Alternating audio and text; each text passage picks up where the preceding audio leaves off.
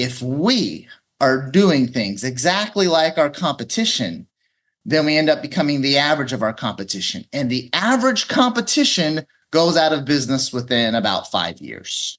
Welcome to Your Intended Message, the perfect place for leaders and promising professionals who want to convey the intended message for greater success.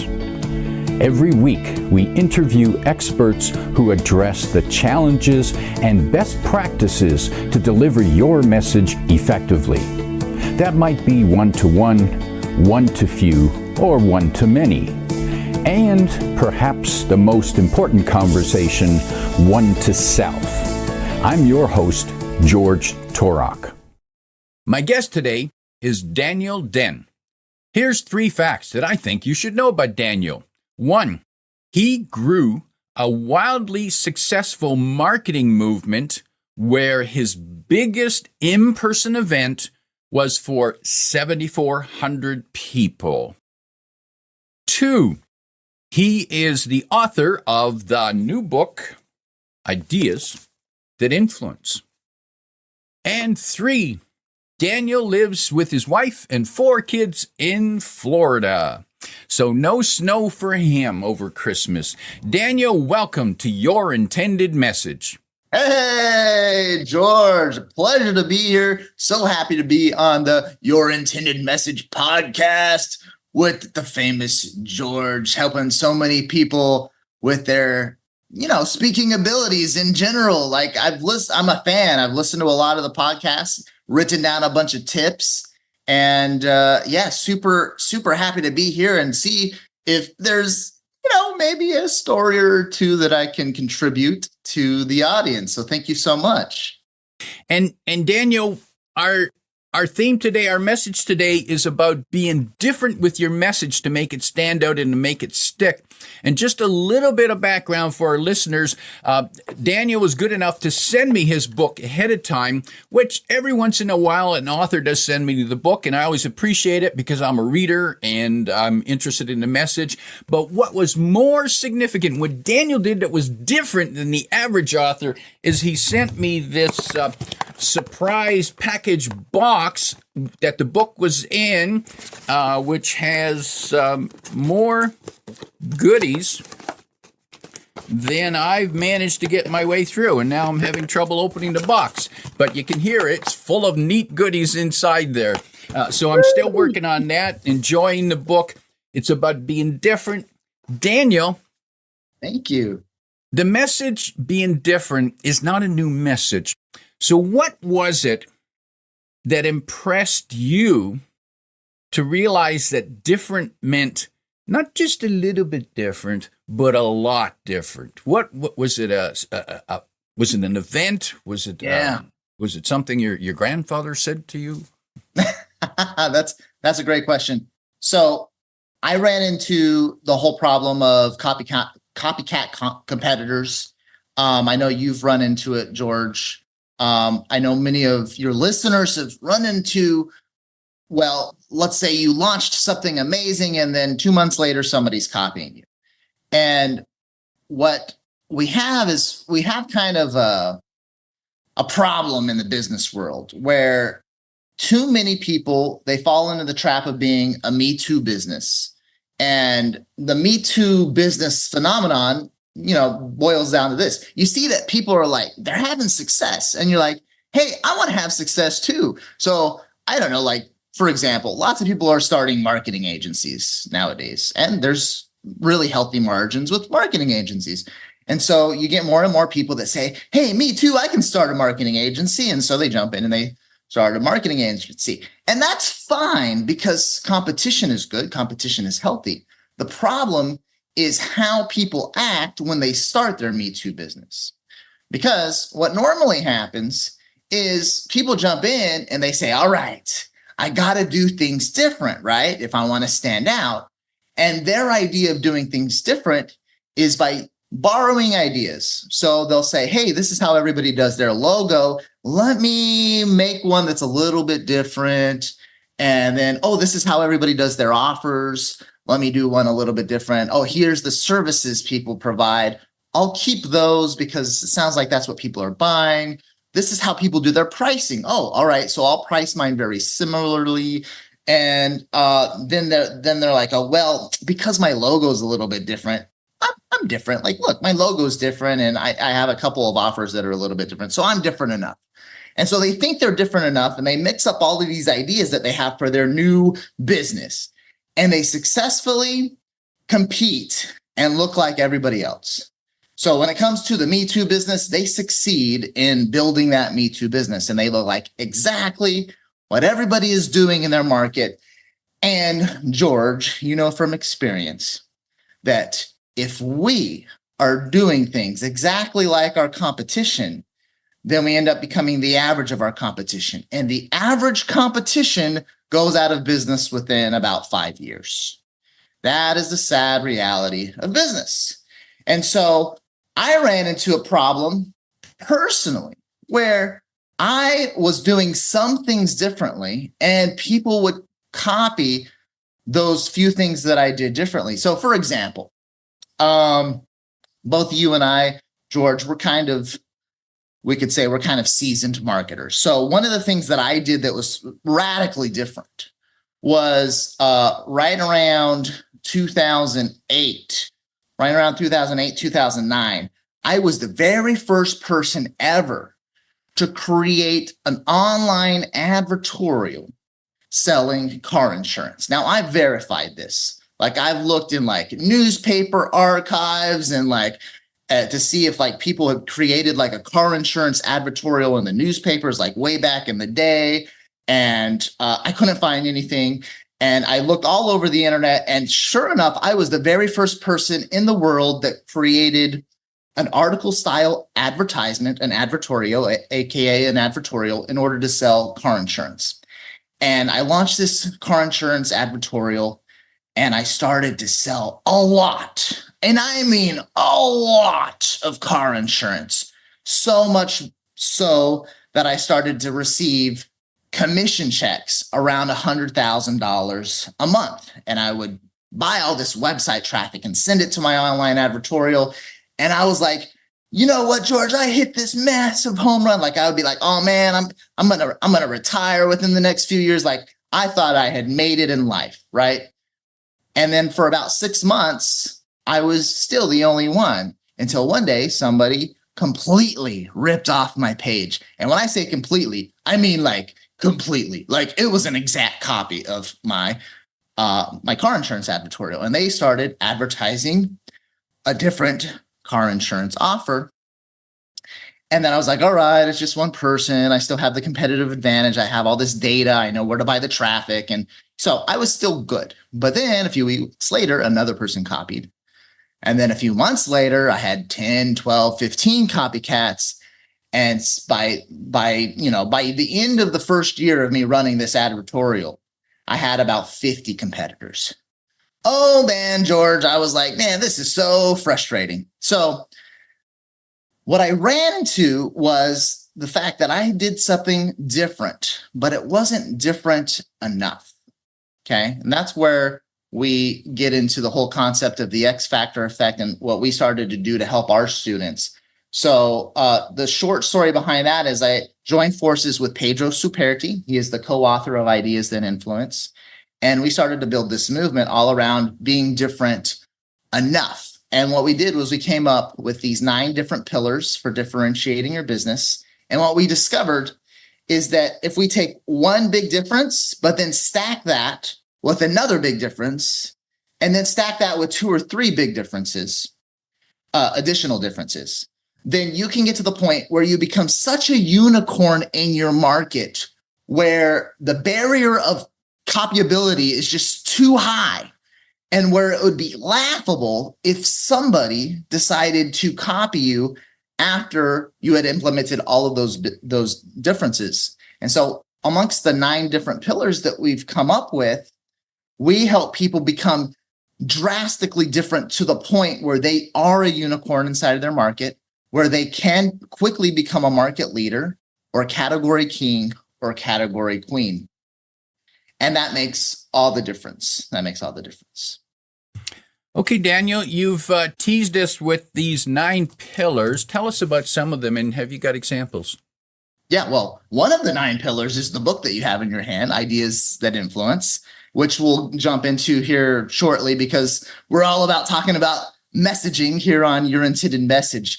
So that's all about coming up with a unique marketing message that breaks through the noise. So in and of itself, if you market in a different way, if you can break through the noise with your marketing message, that's one big thing. But as you learn from the car insurance advertorial example that I just gave, if I market in one different way, it can work for a while until all of the Me Too businesses say, hey, look what he's doing. That's working. Let me do that too. Right. And so we need more. We need more different pillars of differentiation in order to do things differently enough that you stand out, and so that that barrier of entry is really, really high, and so that it becomes laughable for people to copy you.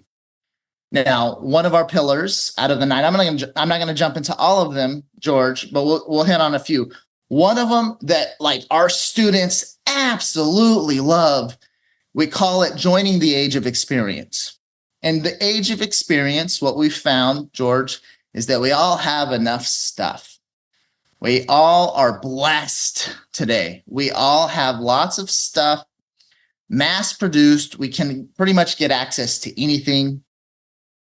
And in today's world, stuff is not what people want anymore. What people want more is a great experience. And they're willing to spend their disposable income on a great experience. For example, you just yesterday, George, you went on a little trip in order to experience something incredible. You said you went on a train ride, right? Yes. A train ride over to Brock University near Niagara Falls for an eclipse experience. And I got super jealous because here's the thing about experiences. Like, what's the monetary value of the experience that you had yesterday, George? Oh, you can't put a value on it. Right. Yeah, you can't say it's worth $100. It's worth $1,000. It's not something you can take to the bank, but it's a memory, and memories are invaluable. Exactly. Memories are invaluable.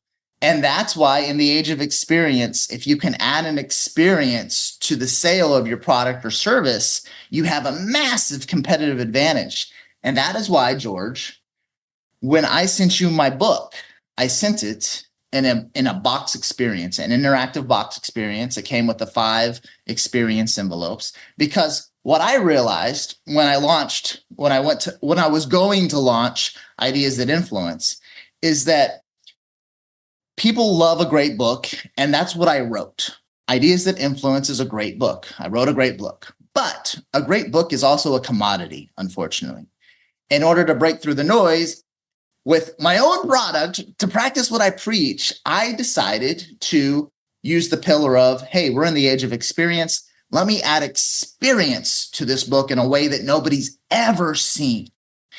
And so when it comes to receiving a box worth of goodies, worth of, surprises that you open, tools that you open that help you follow along with the book, that's not stuff per se. That is an experience that is very memorable. And I've had a lot of people, in fact, so far, George, 1 out of every 3 people that have bought my box experience have posted about it on social media in some way, shape, or form, because they were so stoked they got that they got this really cool experience that came along with the book. How many books do you know of where 1 out of 3 people that buy it post about it on social media? Not very many, right? And that's where the pillar of a great experience can come along. So those are 2 of the 9. George, what are your thoughts on these first 2 pillars that I kind of revealed? And I did get the box open, so there's some of the items that I found inside. So each one in itself is 1, it's tactile, and 2, there's a surprise. Each one is a little surprise, and it's like, oh, I wonder what's in this envelope, and oh, there's a QR code to scan here, and so it's still an experience, and it's so much so because I'm a reader, so I'm reading the book first, and then I'm going to go back through it again and interact with the material. So actually, the experience is more than just reading the book, no question. Yeah. Yeah, yeah. Well, George, I'm super happy that you're enjoying it, and that experience that leads into multiple other pillars that we teach. Um, I'll hit on just one more. Um, what we try to do is we try to at least have people apply what we call the Apple effect. Now, the Apple effect inside of your business is when you can create a family of brands that support each other. And but not only brands that support each other, a brand experience. And that's why we call it the Apple effect, because Apple is a great example of brand experiences, but also creating a family of brands that support each other. For example, the iPhone is not just one brand. When the iPhone launched, it came with what? Lots of other cool stuff, including iTouch, the App Store. Now we have other really cool things that are part of the brand of the family of brands inside of Apple. So now we have Apple Pay. We've got so many cool little things and features, and every single one has a cool name. I really love when the Model X came out from for Tesla. They named their doors. Do you know what they named the doors, George? They named the doors the Falcon Wing doors. Oh, For the Model X. They're called the Falcon Wing doors. And that's an example of creating a family of brands with brand experiences. Falcon Wing doors are a brand experience. Apple Pay is a brand experience. iTouch is a brand experience. Ideas that Influence, the interactive book box experience, is one of our brand experiences. Another one of our brand experiences is we have an event called Magic. And the event, as you can imagine, we try to make it pretty magical, but also marketing and business related. And so, what is the family of brands that you're building that can support each other inside of your business, where each brand creates a brand activation that's a differentiator, and not only just for the name of the product, but also for features of the product? Remember, Model X, Falcon Wing doors, two brands, and then they have other names for different features inside of their product as well. So, and so I'm hearing, Daniel, that it's possible to have for a company to have more than one strong brand that doesn't compete with each other. yeah, that's why we say a family of brands, right? So we want everything to be congruent. We want everything to work with each other. It took us a long time. I've been working with Pedro Superti for 11 years, and now we have really dialed in these 9 pillars. Well, we started with 7 steps. 7 steps turned into, well, wait a second. There's a lot more ways with the X factor effect that we can differentiate our business outside of 7 steps. We're looking at like 100 different possibilities now. And instead of telling people, hey, do steps 1 to 100 or 1 out of 100 possibilities, we say, no, inside of your niche market, there's a lot of different cool things that you could do. Let's just do enough of them and stack them in a really cool way that your dream customers love. And when we stack those differences in a way that our dream customers love, that are different enough for the competition, and when we raise that bar, it's about raising that bar to the point where it's laughable for your competition to try to copy everything that you're doing. Because if you have a really cool guarantee, all right, you got a really cool guarantee, but somebody can copy the guarantee. It's just like by next week they can copy the guarantee. What's the barrier of entry for copying your guarantee? Well, next week they have the same guarantee. But creating a box experience the way that we did it, that's going to take a while. Right? So there you go. How can you stack those differences and raise that bar of differentiation? Yeah, and there's no question. As I was going through the box experience in the book, and I'm seeing all the interconnections, the thought going through my mind is, wow, this took a long time to put together. There's a lot of thinking and coordination that's gone into this. I don't know. I wouldn't want to be the one to have to create this myself. I'm not going to copy this. Is too much there. So it's fascinating. And at the same time, I see all the little pieces, how they're all coordinated. And I'm thinking, wow, that's a lot of work there, which then says, okay, they must be good. If they put this much work into their messaging, they must be good. Oh, thank you, George. The ultimate goal, and this is a writer downer. Ooh, we love writer downers, right?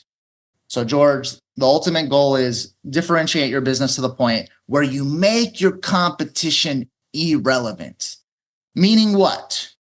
Like there isn't any more price wars going on because you differentiated yourself to the point where you, inside of your niche market, you are so radically different than the rest of your competitors.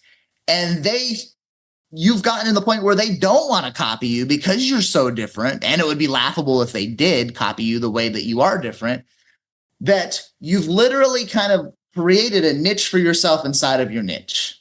It's not niching down. That's a different concept. And that's a great way of differentiating yourself. If you've ever read the book Niche Down, which I completely suggest, but niching down is just one thing. But niching yourself and being different to the point where nobody can like do things the way you do inside of your market, that's when you're that unicorn and that desirable unicorn. And that's where you've gotten to the point where you've made your competition irrelevant because your customers, they're not going to go to you if you're the unicorn and say, well, XYZ Corp is doing it for 50% less, because they can't say that because what you're doing is too radically different for them to say XYZ Corp is doing it for 50% less. There's no comparison anymore, even though you're in the same niche. And what I just heard there, Daniel, is that people who try to differentiate by charging less money, that's easy to copy. And then you're racing to the bottom unless you're like Walmart and you have a super efficient supply chain system. Oh yeah, 100%. So one of my favorite quotes of all time, I believe it's here we go. I found it. It's Dan Ogilvy. You a fan of our old friend? Mm-hmm. There we go. Here it is. All right.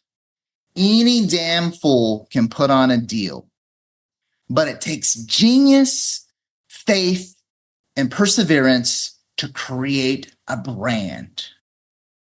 That is one of my favorite business quotes of all time. Dan Ogilvy. And it's so good, I'm going to repeat it. Any damn fool can put on a deal. Or in other words, any damn fool can discount. Anybody can discount, right?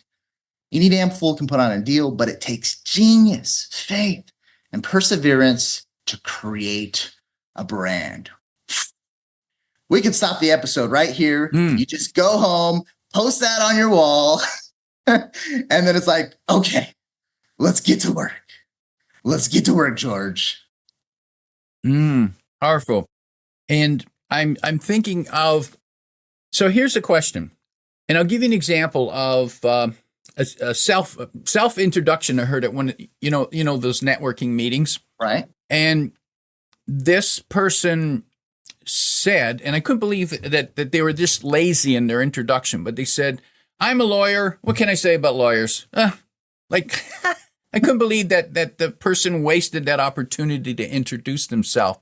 Now, being a lawyer, there's a lot of lawyers around. So how might a lawyer differentiate themselves?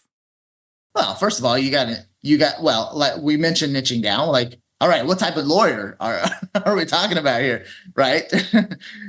Second of all, personality, so one of the pillars is like the celebrity code. So do you want to hire the lawyer that says, I'm a lawyer, what can I say about lawyers? No, you don't.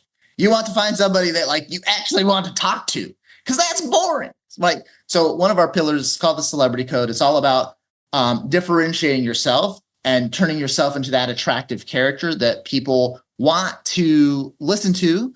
It's about, in the case of a lawyer, like positioning yourself. It's about positioning and positioning yourself at least as the authority in whatever niche you are. So if you're a divorce lawyer, let's position ourselves. Like, how are we different in a way that we're perceived as the best or one of the best?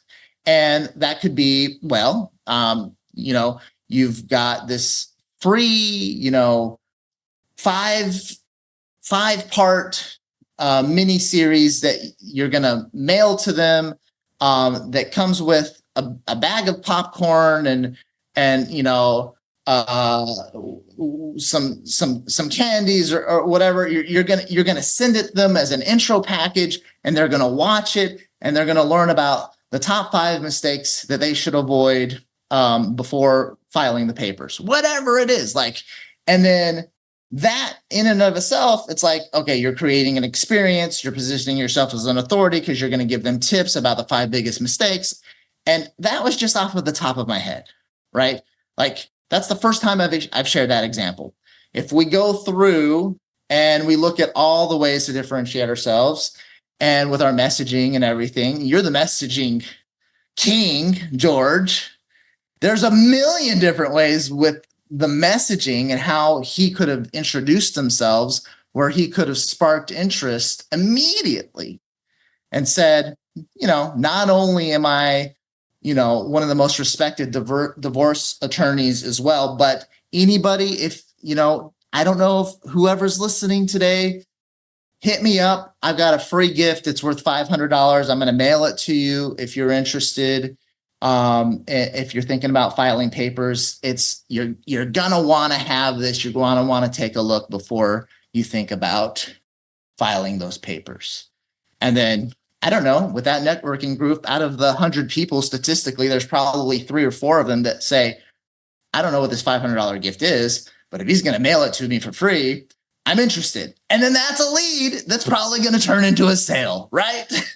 And then just like that, he went from, hey, I'm just a lawyer, what can I say about lawyers, to now I got 3 or 4 leads because I didn't blow the opportunity of telling people what I do in front of this group of 100 highly influential and possibly wealthy people. What are some of the first questions a person should ask themselves if they're in a business? Because everyone's got competition. Every market is competitive. So where do they start to find out how they could be different and if they can live with that difference? You might not like the answer because it's the boring answer, and it's the answer that George. You know the answer to this one. You have to start with avatar. As boring as it is, and we've talked about it on Your Intended Message, and when I say we, I mean you and your guests have talked about this multiple times. It starts with the avatar. Now, we say with the X Factor effect methodology, we say that you want to marry the perfect avatar. Marrying the perfect avatar is a 2-way street. It's the avatar that you attract through your differences. That's one side of the equation. But it's also the avatar that you actually want to work with. And George, both of you and I have both from experience, we've worked with avatars that we did not like. And so in those cases, you got to cut off that relationship. You got to say, hey, I got to switch up my messaging in some way, shape, or form because I'm attracting the type of person that I do not want to work with.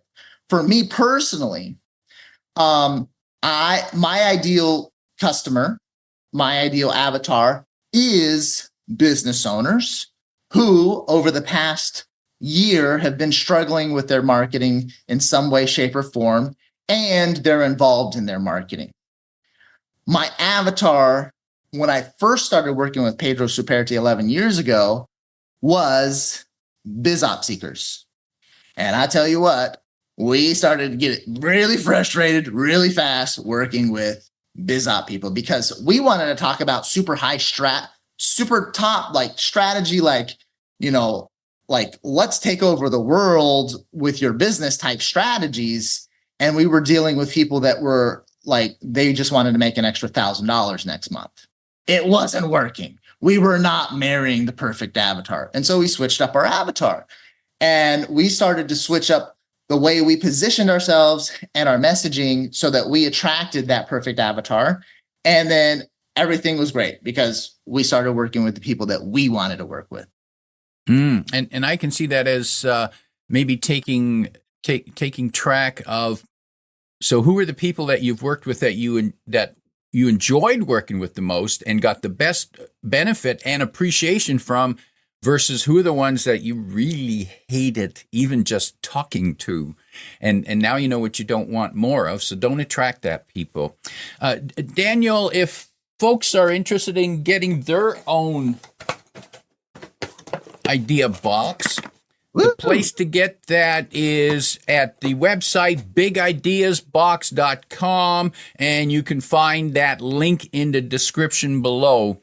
As we prepare to wrap up, if you could sit down with an ideal business owner who wants to differentiate themselves, they're in a competitive market, they don't want to compete on price, and they want to attract the right type of people. If you could give them advice, 1, 2, or 3 things, what are the first questions they need to ask themselves? Yeah. So one of the first things, especially if they're competing on price, is crystal clear that I'm being compared apple to apple. If you put what I'm selling today, my service, let's say I'm a dentist. All right. We've got our teeth whitening service. Our teeth whitening service, it's $799. They come for 5 visits and they get XYZ. Okay, whatever. All right. How similar does that look to everybody else selling similar service in my area? So one of the things we start with when it comes to price wars is, hey, one of the easiest things we can do is we can differentiate. We can mix up how we sell and how we do our offers. There's different offer creation things that we can do. For like a simple example could be, let's bundle that with the teeth cleaning and then the checkup and everything. And maybe it ends up being that we're actually the dentist and the only dentist within a 75-mile radius where our $799 teeth whitening package is actually included. It is free as part of the services that we offer you. Maybe that's the way we differentiate ourselves. And so we're bundling, we're doing different offers so that you can't be compared to apple. That is what happens with commoditization in general. I love the example of Chevron. If you go to Chevron, if you haven't noticed, you pay a little bit more for your gas at Chevron. And people pay it. And it's very subtle why people are okay with paying a little bit more for Chevron gas. And it's because your Chevron gas comes with this special thing that none of us know anything about called Techron. Chevron with Techron. What is Techron? I don't know, but it's different. And apparently it's better for my vehicle. And so I pay 10 or 15 or 20%, 20 cents more per gallon because it's Chevron with Techron. I don't know what Techron is. Do you know what Techron is, George? No idea. No idea. All I know is it's different. And so in some subtle way, my mind is telling me that different is the new better. In some way, Techron is better than the normal 7-Eleven gas station gas. Chevron with Techron is for some reason better. And so when it comes to the apples to apples comparison, you need to switch up. One of the first things you do is you switch up those things in some way, shape, or form, even if it's subtle, like Techron. Like, okay, that's the differentiator, Techron, right? What's your Techron? What's the Techron that you're doing that makes you slightly different in the way with the offers? That's where we start, George. If they already have their avatar dialed in, which if you're competing on price, you're making sales, sometimes you have it dialed in and sometimes you don't. So we're either starting with the avatar aspect or the offer aspect. And that's where we normally start before we jump into the other pillars of differentiation. Valuable advice. My guest today is Daniel Den, reminding you that you need to differentiate yourself from the pack so that you make them irrelevant. If you like what you heard, tell your friends and post your 5-star review on Apple Podcasts because that helps more listeners find us. Come back every week for more practical insights to help you deliver your intended message. I'm your host, George Torok.